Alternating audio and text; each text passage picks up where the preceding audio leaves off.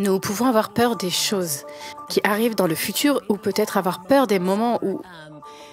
Mais la foi, c'est savoir que Dieu va être avec moi dans ce moment, dans le futur, dont j'ai tellement peur, d'accord? C'est en quoi nous pouvons avoir confiance et savoir que tout, comme il est avec moi maintenant, et je l'ai invité dans ce moment, et avec lui, la paix qui dépasse toute compréhension, et je vais faire confiance qu'il sera avec moi dans le futur, quoi qu'il se passe, qu'il est vraiment une aide toujours présente dans un temps de trouble.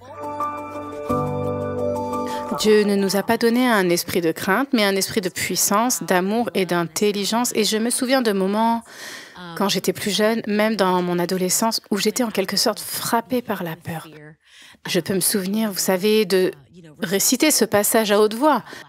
Peut-être que j'avais regardé un film d'horreur ou quelque chose comme ça et je me suis retrouvée seule à la maison et j'ai senti cette peur s'installer. Je me souviens avoir dit, Dieu ne m'a pas donné un esprit de peur, mais de force, d'amour et de sagesse.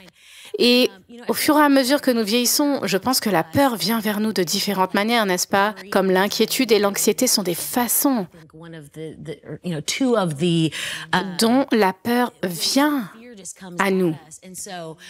Et donc j'aime bien m'asseoir et partager des histoires avec mes amis comme ça. C'est une très belle chose à faire et donc je vais être vraiment transparente aujourd'hui parce que je vais partager une histoire très récente d'inquiétude, d'anxiété. L'esprit de la peur est vraiment venu sur moi il y a juste quelques semaines. Mon mari et moi profitions d'une semaine de vacances sans enfants. Vous savez, juste nous deux. Et c'était vers la fin des vacances. Vous savez, je vais commencer par dire que je pense que ces 2 dernières années, pendant la pandémie et les pertes, la différente manière dont tant de gens ont vécu, j'ai vécu une perte. Mon père est décédé subitement l'année dernière de façon très inattendue. Et donc, je pense que ces choses viennent à nous et que la peur peut vraiment s'installer dans nos cœurs. Et donc, je me suis retrouvée vers la fin de nos vacances. Nous avons passé un moment merveilleux et tout d'un coup, comme sorti de nulle part, cette peur m'a frappée. Nous allions nous coucher un soir et je me suis dit que j'avais peur de l'avenir, peur d'être seule. Vous savez, l'ennemi utilise n'importe quoi, n'est-ce pas? Par exemple, mon mari a 10 ans de plus que moi. Nous avons un fils qui a des besoins spéciaux. Et si un jour je me retrouvais seule, et ça m'a frappée comme une tonne de briques et c'était une telle attaque, comme une peur. Oui, et j'étais juste, je veux dire, je sanglotais. C'est juste que ça m'a frappée de plein fouet. Et mon mari, à ce moment-là, a répondu, « Ok, je ne sais pas les bons mots à dire, mais nous allons prier. » Tout de suite. Et il a prié pour moi. Jésus, nous ne savons pas ce que l'avenir nous réserve, mais tu es notre réponse. Et on se tourne vers toi en ce moment. Et il a juste prié avec une telle autorité pour moi, comme mon revêtement. Et la paix de Dieu a commencé à remplir ce moment. Et j'ai pu dormir, bien dormir cette nuit-là. Et puis, le lendemain, je suis tombée sur le compte Instagram d'un de mes amis. Et vous savez, parfois, vous pouvez être vraiment encouragé par les réseaux sociaux. Parfois, vous pouvez être vraiment découragé. Mais il y a des moments où on peut vraiment être encouragé. Oui, et mon ami avait fait ce post qui disait, vous savez, parler de la façon dont nous pouvons avoir peur des choses qui viennent dans le futur ou peut-être peur des moments, mais la foi est de savoir que Dieu va être avec moi dans ce moment du futur dont j'ai tellement peur, que nous pouvons faire confiance et savoir que tout comme il est avec moi maintenant et que je l'ai invité dans ce moment et avec lui vient la paix qui dépasse toute compréhension. Oui, et je vais croire qu'il sera avec moi dans l'avenir, quel qu'il soit, qu'il est vraiment une aide toujours présente dans les moments difficiles. Et donc, en quelque sorte, j'ai marché dans ce sens au cours des jours suivants et j'ai vraiment senti que la peur et l'inquiétude, l'anxiété à propos de l'avenir m'ont quitté. Mais n'est-ce pas intéressant?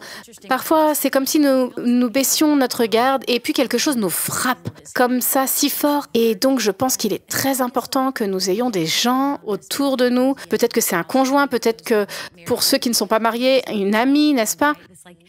Ce genre de cercle de confiance et d'amis que nous pouvons appeler ou peut-être notre pasteur pour qu'il puisse nous encourager, qu'il prie pour nous et qu'il soit en accord avec nous.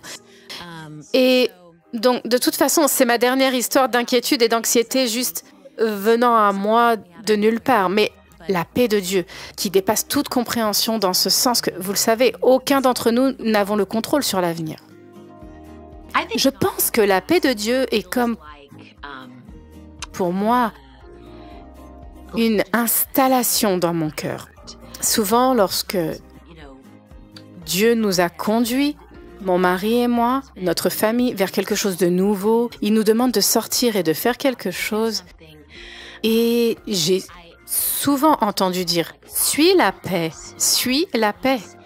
Et donc, pour moi, ce que cela a signifié, c'est que je peux sentir et savoir que Dieu est avec moi. Et même si je suis dans ma chair, je peux être effrayée de cette nouvelle chose ou quoi que ce soit, mais être installée en lui et savoir qu'il est avec moi, pour moi, c'est ce que la paix est. C'est ça, la paix de Dieu. Combien de fois nous sommes-nous vus traverser quelque chose d'horrible et de tragique et nous nous disons « Je n'aurais jamais cru que je pouvais faire ça. Je ne savais pas que je pouvais traverser ça avec une telle paix, une sagesse et un tel pouvoir, même si cela ressemble au jour le plus horrible de ma vie. » Voilà l'avenir. C'est l'avenir lorsque vous faites confiance à Dieu dans le moment présent pour ce moment. Même si maintenant vous pensez « Oh mon Dieu, je mourrais si cela m'arrivait », vous n'allez pas mourir parce que Dieu est avec vous comme il est en ce moment. Et Dieu nous a donné tout ce dont nous avons besoin pour mener une bonne guerre contre ces choses qui viennent à nous. Nous avons la parole de Dieu, nous avons le Saint-Esprit qui nous donne la force de vaincre et de vivre dans la sainteté et pour faire ces choses correctement. Et nous avons la présence de Dieu pour pouvoir pratiquer la présence de Dieu. Vous savez, je suis un leader de louange, mais j'ai récemment étudié plus en profondeur la pratique de la présence de Dieu. Et il y a dans les monastères cette pratique appelée statio, où ils prennent le moment entre les moments. Et ils invitent Dieu dans le moment entre les moments. Et donc, c'est magnifique. C'est amener mes pensées à Dieu et inviter Dieu dans mes pensées. Ainsi, en pratiquant, nous avons accès par le sang de Jésus à la présence même de Dieu. N'importe quand, n'importe où. Nous n'avons pas besoin d'aller dans un temple, vous voyez. Où que nous soyons, nous pouvons faire l'expérience de sa présence. Et lorsque nous faisons l'expérience de sa présence, toutes ces choses se produisent. Nous voyons combien il est immense, à quel point il est grand. Et simplement, nous voyons comment toutes les choses sont petites et combien de puissance nous avons à travers Jésus-Christ par le Saint-Esprit. J'aime l'idée que l'énergie circule là où l'attention se porte. J'aime cette idée parce qu'elle dit que je peux être présente, que je peux me concentrer, je peux saisir cette pensée et tourner la tête. C'est ce que j'ai fait lorsque j'ai élevé 4 fils qui se comportaient mal et que je ne voulais pas donner plus d'attention à ce bambin avec son mauvais comportement. Je tournais la tête et je disais à mes jeunes parents d'ignorer ce comportement. Ignorez cela. Je ne veux pas de cela pour cet enfant. Ainsi, là où mon attention se porte, l'énergie circule. Je dois donc prendre une décision. Qu'est-ce que je vais faire? Je vais rendre Dieu plus grand. J'aime le verset « Oh, venez, magnifions le Seigneur. Faites en sorte que Dieu soit si grand là où je veux que ma vie s'oriente. » Est-ce qu'on peut être un peu plus précis avec ça? Je pense que cela aiderait les gens à comprendre. Oui, parce que vous savez, Nicole est une leader de louange de renommée mondiale. Il est facile pour vous de dire que vous pratiquez la présence de Dieu parce que vous ouvrez la bouche et ça vient tout seul. Mais comment le commun des mortels, les gens ordinaires, comment magnifions-nous le Seigneur? Comment entrons-nous dans ses parvis avec des louanges? Peut-être que nous ne sommes pas de bons chanteurs. Je pense donc que ce qui est important pour nous, c'est de ramener les choses à leur juste valeur pour les gens. Et ce à quoi cela ressemble, c'est à mon avis de repérer la bonté de Dieu. Parce que je ne pense même pas qu'on soit autorisé à entrer dans ces portes ou ces parvis en se plaignant. Je ne sais même pas si l'invitation ou la porte s'ouvrirait pour vous. C'est peut-être pour cela que votre prière n'est pas entendue, je ne sais pas. Oui, soit dit en passant. Mais je pense que ce qui marche pour moi, pour vraiment sentir la présence de Dieu, c'est de me dire, Dieu, tu l'as déjà fait pour moi auparavant. J'ai déjà été dans cette situation, cette même situation de désespoir. Et Seigneur, tu t'es manifesté pour moi. À la 11e heure, regarde ce que tu as fait. Te souviens-tu de cette fois-là? Quand nos enfants étaient petits et que l'électricité a été coupée. Oui, je n'avais pas d'argent et je ne voulais appeler personne. Et tu nous as aidés. Et je repense à chacune de ces choses afin de me dire que ce soit une situation financière difficile, c'est dans ce domaine que je me souviendrai de lui. S'il s'agissait de la santé, je me souviendrai de lui dans ce domaine. Et c'est ainsi que nous entrons dans ces portes et ces parvis.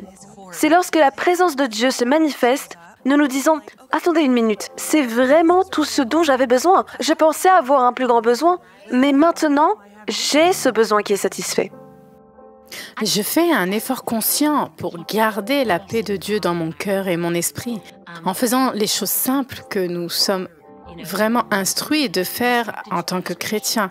Et je passe du temps avec le Seigneur, que ce soit en écoutant de la musique d'adoration ou en passant du temps avec la parole de Dieu chaque jour, en passant du temps dans la prière. Je ne peux faire l'expérience de sa présence et de sa paix que lorsque je passe du temps avec lui, et donc ça me porte tout au long de la journée, tout au long de ma vie, alors que je suis intentionnelle pour faire de lui une priorité dans ma vie et le mettre en premier dans ma vie.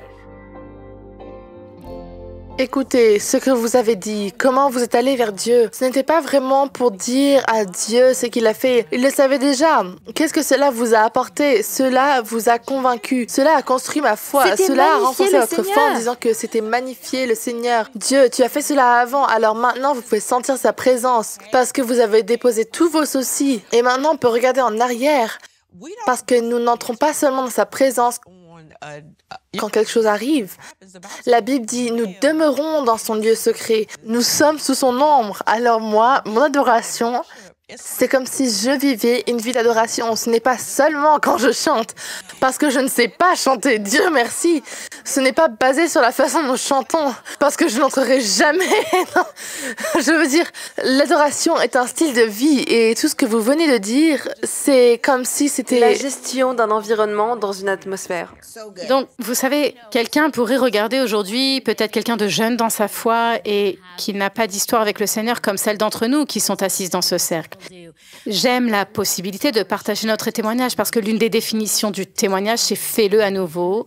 Et donc, lorsque vous entendez les témoignages que nous partageons aujourd'hui, cela prophétise sur votre avenir et dit « si Dieu a fait cela pour nous, oui, il peut le faire pour vous ». Quelle que soit la situation à laquelle vous êtes confrontés, vous savez quoi? Quelle que soit la montagne qui se dresse devant vous, il est le même Dieu. Nous pouvons ouvrir la parole de Dieu et voir comment il a été un libérateur de la Genèse à l'Apocalypse, à quel point il est bon. Il est le même Dieu. C'est pourquoi nous aimons partager nos histoires, parce que nous savons que nous sommes toutes confrontées à certaines choses et nous avons le pouvoir de les surmonter. Shalom, j'espère que vous avez aimé cette vidéo. Abonnez-vous pour ne pas rater nos programmes. Merci de faire partie de notre famille TBN. Que Dieu vous bénisse. Shalom de Jérusalem.